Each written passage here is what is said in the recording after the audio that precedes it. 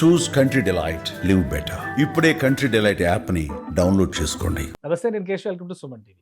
ఉత్తర భారతంలో వరుసబెట్టి క్లౌడ్ బర్స్ట్లు ఎందుకు జరుగుతున్నాయి? ఉత్తరాఖండ్ నుంచి హిమాచల్ ప్రదేశ్, జమ్మూ కాశ్మీర్, అలానే ఇటు ఈశాన్య రాష్ట్రాల్లో కూడా పెద్ద ఎత్తున ఈ ఉత్పాతాలు వస్తున్నాయి. జన నష్టం, ఆస్తి నష్టం జరుగుతుంది. దీనికి కారణాలు ఏంటి? వాతావరణంలో వస్తున్న మార్పులు ఏంటి? విశ్లేషించే ప్రయత్నం చేద్దాం. మనతో పాటు హైదరాబాద్ వాతావరణ కేంద్రం సీనియర్ అధికారి శ్రీనివాస్ గారు. శ్రీనివాస్ గారు, నమస్తే. నమస్కారం. సరే, ఈ క్లౌడ్ బర్స్ట్ల గురించి ఉత్తర భారతంలో అయితే బెంబేలెత్తిపోతున్నారు. అసలు ఎందుకు ఈ మధ్య ఈ సీజన్ లోనే ఎక్కువ వినిపిస్తున్నాయి? సో రీజన్ ఏంటి అంత ఎక్కువగా వరుసగా జరగడానికి? ఈ క్లౌడ్ బర్స్ట్ అనేది మనకి క్యూములోనింబస్ మేఘాలు ఏర్పడటం వల్ల జరుగుతుంది. అది కూడా ఎక్కువ ఛాన్స్ ఉండేది మనకి హిల్లీ ఏరియాస్ అయిన మనకి హిమాచల్ ప్రదేశ్, అలాగే ఉత్తరాఖండ్, మనకి north east, hills and valleys ఉన్న దగ్గర ఏమవుతుందంటే ఇటువంటి పెద్ద క్యూములోనింబస్ మేఘాలు ఏర్పడటం, అది కూడా ఏంటంటే వేడిమి వల్ల వాతావరణంలో మనకి అనిశ్చిత పరిస్థితి అంటాం.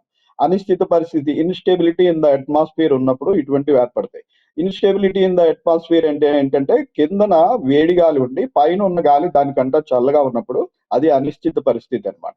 ఎందుకంటే కిందనున్న గాలి, వేడి గాలి తేలికైపోయి పైకి నెట్టివేయబడుతుంది. సో ఇది ఎక్కడ వరకు వేయబడుతుంది అంటే ఆ టెంపరేచర్లు రెండు ఈక్వల్ అయ్యేంత వరకు నెట్టివేయబడుతుంది. తర్వాత ఏముంటుందంటే ఈ కింద నుంచి నెట్టివేయబడే ఫోర్స్ మొమెంటం వల్ల మరింత పైకి ఎక్కువైపోయి ఫ్రీజింగ్ లెవెల్ వరకు కూడా వెళ్ళిపోతాయి. వెళ్ళిపోయటం వల్ల పెద్ద క్యూములోనింబస్ మేఘాలు ఏర్పడటం అనేది జరుగుతుంది.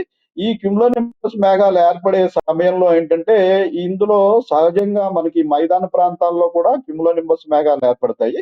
ఈ క్యూములోనింబస్ మేఘాలు ఏర్పడటానికి ప్రాసెస్ ఏంటంటే ఈ వేడి తేమ కలిగిన గాలులు భూభాగం బాగా వేడెక్కిపోవడం వల్ల ఈ వేడి గాలులు తేలికైపోయి పైకి నెట్టివేయబడటం వల్ల పైకి వెళ్ళిపోతాయి. పైకి వెళ్ళిపోయినప్పుడు పైన టెంపరేచర్స్ భూభాగం కంతా తక్కువ ఉంటాయి. తక్కువ ఉన్నప్పుడు ఈ వేడిగాలులో ఉన్నటువంటి నీటి ఆవిరి వాటర్ డ్రాప్లెట్స్ గా మారి క్లౌడ్ ఫార్మేషన్ అనేది జరుగుతుంది. ఈ క్లౌడ్ ఫార్మేషన్ జరుగుతున్నప్పుడు కూడా ఇంకా కిందన వేడిమి కంటిన్యూ అవడం వల్ల ఇవి మరింత పైకి నెట్టివేయబడి సూపర్ కూల్డ్ వాటర్ గాను, ఐస్ క్రిస్టల్స్ గాను రూపొందినప్పుడు అక్కడ ఒక పెద్ద క్యూములోనింబస్ మేఘం అనేది ఏర్పడుతుంది. ఈ క్యూములోనింబస్ మేఘాల పరిణామం వాటి బేస్ నుంచి టాప్ కు చూసుకున్నట్టయితే ఇలాంటి తీవ్రమైన అనిశ్చిత పరిస్థితి ఉన్న వాతావరణంలో అవి 15 నుంచి 18 కిలోమీటర్ల ఎత్తు వరకు కూడా, అంటే base to top of the cloud, అంత పెద్ద పరిమాణంలో మనకి ఈ క్లౌడ్స్ ఏర్పడతాయి.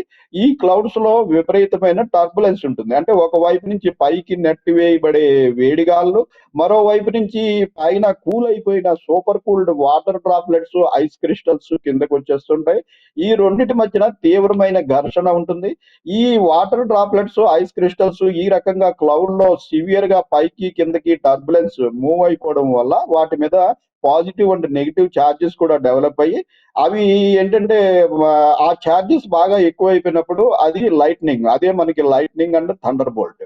అవి ఏంటంటే కొన్ని వేల వోల్టుల విద్యుత్ కూడా వాటిలో జనరేట్ అయిపోయి అది ఇమీడియట్ గా మనకి భూమిలోకి డిశ్చార్జ్ అయిపోవాలంటే సమీపంలో ఉన్న పెద్ద object, any tree or person standing in open ground, వేటి ద్వారా అయినా సరే అది భూమిలోకి డిశ్చార్జ్ అయిపోతుంది. అయితే ఈ కొండ ప్రాంతంలో ఏమవుతుందంటే ఈ రెండో వైపు నుంచి మనం ఇందాక చెప్పుకున్నట్టు సూపర్ కూల్డ్ వాటర్ డ్రాప్లెట్స్ అవి డౌన్ డ్రాఫ్ట్ అని కిందకు వస్తుంటాయి. కానీ ఇక్కడ ఈ కొండ ప్రాంతాల్లో వ్యాలీస్ లో ఉన్నటువంటి సివియర్ అప్ డ్రాఫ్ట్ వల్ల అవి కూడా కిందకి పడకుండా చాలా సమయం వరకు అడ్డుకొని రెండు వైపుల నుంచి కూడా క్లౌడ్ మొత్తంలోకి అప్ డ్రాఫ్ట్ అనేది చాలాసేపు కొనసాగడం వల్ల క్లౌడ్ లో చాలా వాటర్ అక్యుములేషన్ అనేది పెరిగిపోయిన తర్వాత గ్రావిటీ ఒక స్టేజ్ వచ్చేటప్పటికి ఈ గ్రావిటీ గురుత్వాకర్షణ శక్తి అనేది ఈ కింద నుంచి వచ్చే అప్ డ్రాఫ్ట్ ని ఓవర్కమ్ చేయడం వల్ల ఆ క్లౌడ్ లో అక్యుములేటెడ్ వాటర్ అంతా ఒక్కసారిగా ఆ కొండ పైన ఒకేసారి వర్షం పడి మనకి కొండ దిమ్మరించినట్టుగా, అందుకే క్లౌడ్ బర్స్ట్ అంటాం. క్లౌడ్ అంతా కూడా బర్స్ట్ అయిపోయి ఒక్కసారి పడిపోయినట్టుగా సుమారు ఒక గంట సమయంలో 10 నుంచి 15 సెంటీమీటర్లు అంతకంటే ఎక్కువ పడిపోయినప్పుడు ఇది కొండ పైన ఏర్పడుతుంది కాబట్టి ఆ కొండ పై భాగంలో ఇంత వాటర్ అక్యుములేషన్ సడన్ గా జరిగినప్పుడు that will lead to land slide అన్నమాట. మనకి అది ఏంటంటే అక్కడ ఉన్న బురద, మట్టి ఇవన్నిటితో కలిపి పెద్ద ల్యాండ్ స్లైడ్ లా వచ్చి ఇటీవల చూసాం మనం ఉత్తరాఖండ్ లో ఒక విలేజ్ మొత్తం మనం తుడిచిపెట్టిపోవడం చూసాం.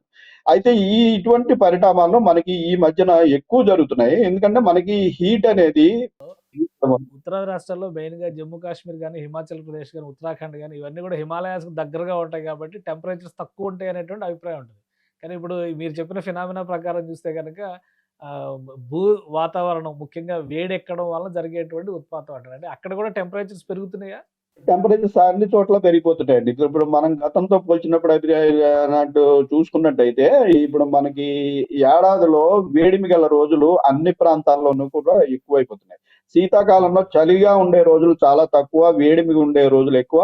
వేసవి కాలంలో నార్మల్‌గా మనకు వచ్చే హై టెంపరేచర్స్ కంటే విపరీతమైన హై టెంపరేచర్స్, హీట్ వేవ్స్ అట్లాగే మనకి వర్షాకాలంలో కూడా మనకి దగ్గరలో సినాప్టిక్ ఫీచర్ ఏదైనా లేకపోయినట్టయితే మనం as if we are in summer అన్నట్టుగా మనకి టెంపరేచర్‌లు పెరిగిపోతున్నాయి. సినాప్టిక్ ఫీచర్ ఉన్నప్పుడు దాని ద్వారా క్లౌడీనెస్ వచ్చేసి గతంలో మనకి మాన్సూన్ పీరియడ్‌లో వర్షం పడినా, పడకపోయినా చాలా రోజులు మనకి క్లౌడీనెస్ అనేది రైట్. కంటిన్యూ అయ్యి అట్లా క్లౌడీగా ఉండేవి. 120 డేస్‌లో మనకు సుమారు 80 డేస్ క్లౌడీనెస్ ఎక్కువున్న రోజులుండేవి. ఇప్పుడేంటంటే మనకి దగ్గరలో సినాప్టిక్ ఫీచర్ మాయమైన వెంటనే మనం సమ్మర్‌లాగా టెంపరేచర్‌లు పెరిగిపోవడము.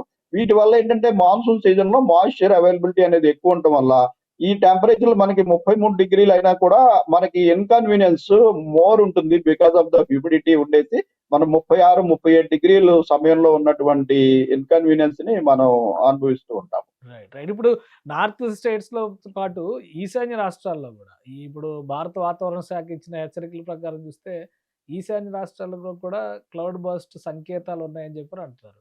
సో ఇటువైపు ఆ ట్రాన్స్‌ఫర్మేషన్ జరగడానికి రీజన్ ఏమైనా ఉందా స్పెసిఫిక్‌గా? ఈ ఈశాన్య రాష్ట్రాలు కూడా చాలా వరకు హిల్స్ అండ్ వ్యాలీస్‌తో కూడుకుంటాయండి. మనకి ఈశాన్య రాష్ట్రాల్లో కూడా మైదాన ప్రాంతాలు తక్కువ. ఈశాన్య రాష్ట్రాల్లో కూడా అసలు ఇదివరకు నుంచి కూడా మనకి అక్కడ థండర్ స్టార్మ్స్ అవి మనకంట ఎక్కువే వస్తాయి. కాల్ బైసాకి అని అక్కడ థండర్ స్టార్మ్స్ వస్తుంటాయి. సివియర్ థండర్ స్టార్మ్స్ వస్తుంటాయి. బట్ ఈ ఈ ఇటీవల పరిణామాల్లో ఏమైందంటే అన్ని చోట్ల పెరుగుతున్నట్టుగా అక్కడ కూడా బాగా పెరిగిపోతున్నాయి.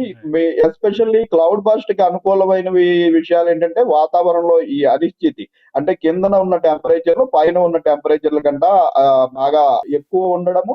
ప్లస్ హిల్స్ అండ్ వ్యాలీస్ ఉన్న దగ్గర ఏమవుతుందంటే కొండకి వ్యతిరేక దిశలో ఈ గాలి వీచినప్పుడు ఆ కొండ వాలు గుండా సడెన్‌గా ఈ తేమ, వేడిమి గల గాలులు సడెన్‌గా పైకెళ్ళి ఈ క్యుములో నింబస్ మేఘాలు ఏర్పడటము, ఆ తర్వాత అది తీవ్రమైపోయి క్లౌడ్ బర్స్ట్ రైట్. జరగడం అనేది పరిణామంగా చూస్తున్నాం.